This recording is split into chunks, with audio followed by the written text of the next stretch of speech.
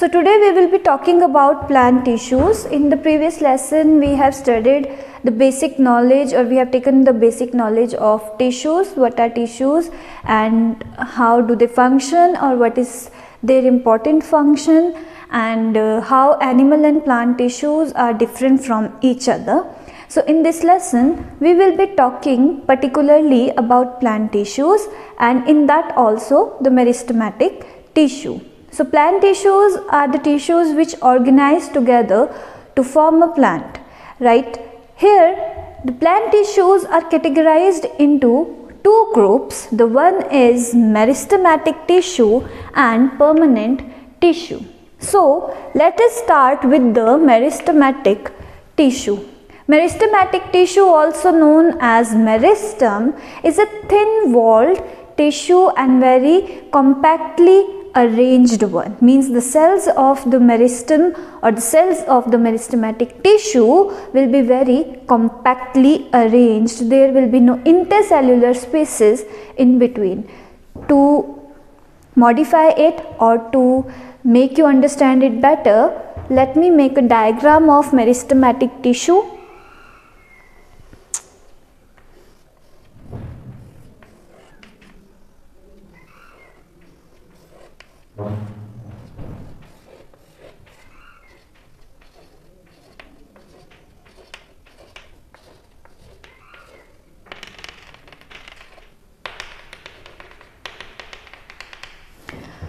So this is the meristematic tissue. Here the wall of the meristematic tissue will be very thin.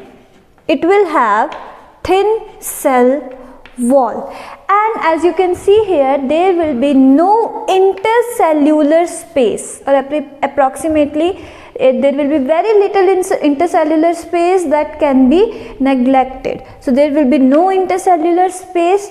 Nucleus will be present here, and the cells will be filled by cytoplasm.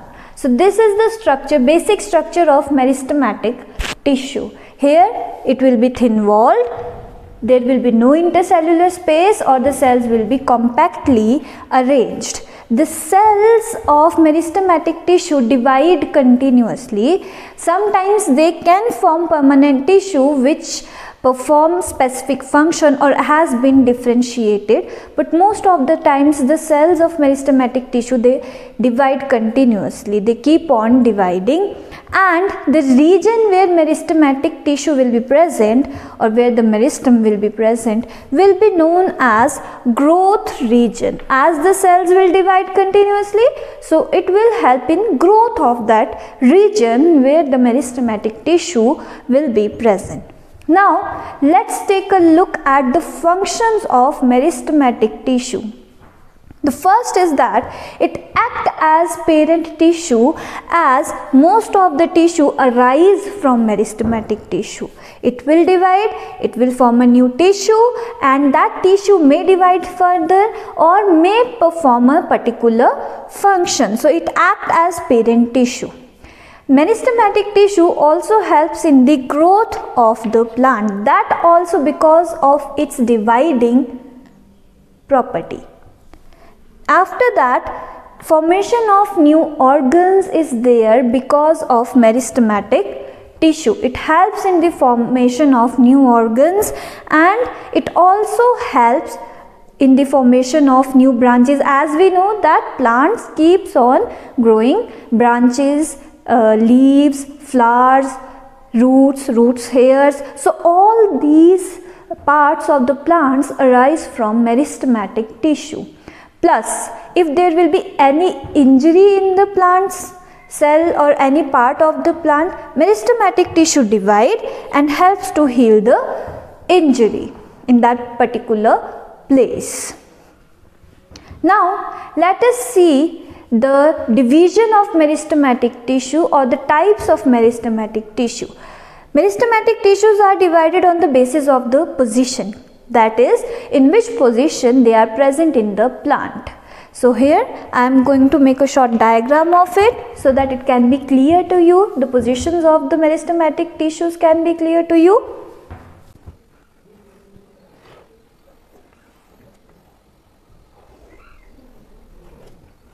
Suppose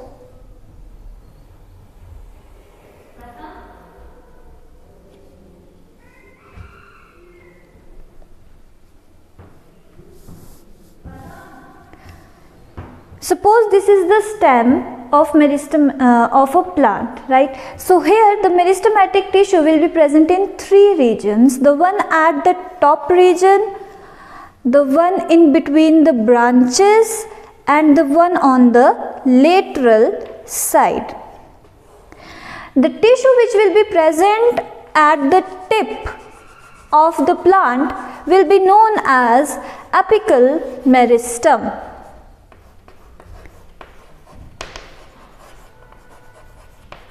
Apical meristem. The apical meristems helps to provide length to the plant, or it helps to increase the length of the plant. This apical meristem is present at the apical part of the stem as well as at the apical part of the root. So on that basis also the apical meristem is shoot apical meristem. It will be present in the stem or in the shoot, and it will be root apical meristem if it will be present on the root part. Root apical meristem and shoot apical meristem. After this, there is presence of meristem which is present in between the branches of the plant. This helps to increase the branches or grow the branches. It is present in the internodes, base of the internodes, base of the nodes, and it helps to increase the length of the branches. It will be the intermediate tissue here. This tissue is known as intercalary tissue.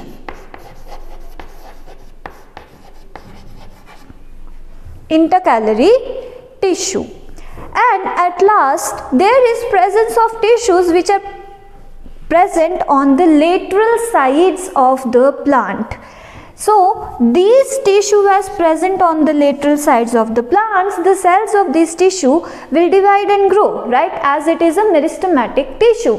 But here these cells will grow to provide girth to the plants. They will grow laterally and they will help to increase the girth of the plant, and these types of tissues are known as lateral meristematic tissues.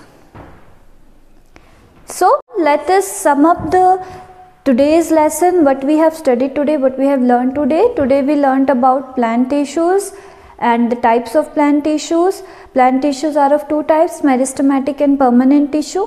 Meristematic tissues are the tissues which divide continuously, also known as meristem, and these tissues are thin-walled and compactly arranged, means there will be no intercellular spaces in the meristematic tissue. The region where meristematic tissues will be present are known as growth regions, or the region where growth will be there as they divide continuously. The cells of meristematic tissue divide continuously. Functions of meristematic tissue here is that it helps in the growth of the plant. This is the basic function. It acts as parent tissue as it will help to form new tissue. Sometimes it may also help to form permanent tissue, where the tissue will differentiate and acquire a particular function. And it also helps in the formation of new organs, for example new flower, new branch, or new root, or root hair, or anything. And it also helps to heal the injury.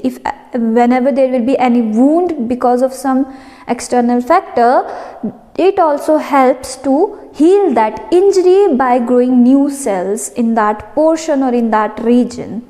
After that, we studied about the different types of meristematic tissues based on their position. So there are three different types of tissues based on their position. The first one is apical tissue, which will be present on the apical region of the plant, of plant stem and plant root, and that will be divided on that basis. It will be divided into shoot apical meristem and root apical meristem. It will help to increase the length of the plant. After that, we have intercalary tissues, the tissues which will be present in between the branches, base of the internode, base of the node. One important function of intercalary tissue here is that whenever the branch will bend because of any external factor, heavy rain, heavy wind, this intercalary tissue will help to make it straight upright. Then we have lateral tissue. Lateral tissue will be present on the sides and it will help to increase the girth of the plant. As it will be present on the sides, the cells will grow laterally and it will provide girth to the plant.